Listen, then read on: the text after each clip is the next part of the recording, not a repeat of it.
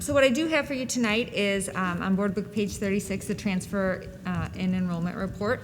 This is an annual report that we provide to the board. It really compares, where we projected enrollment to be in November and where we are right now.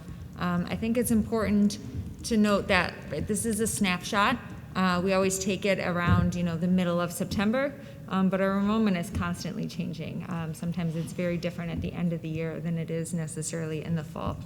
But as you can see in the far right column, the overall projected enrollment for the year back in November was 1,683 students, and the actual enrollment is 1,659 students for a difference of 24 students.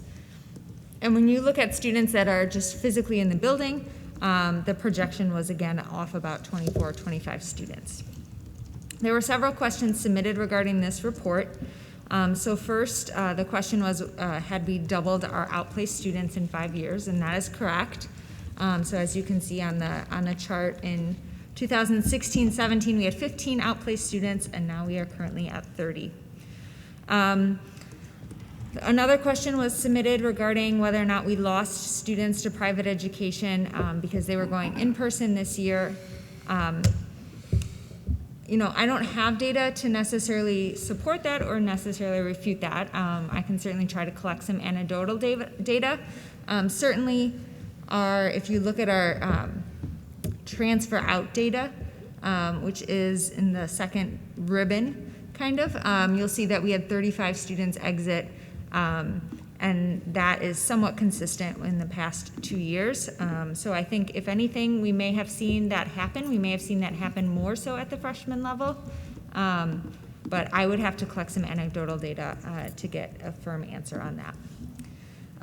Then there was another question submitted about the average cost of the traditional student, the outplaced student, and the transition student.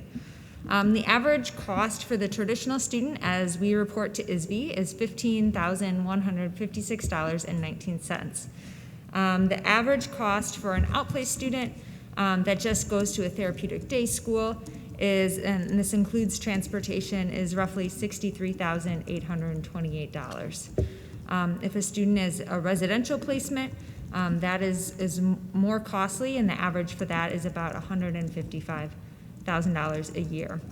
We do receive reimbursements in some capacity for these students that are always the next previous fiscal year.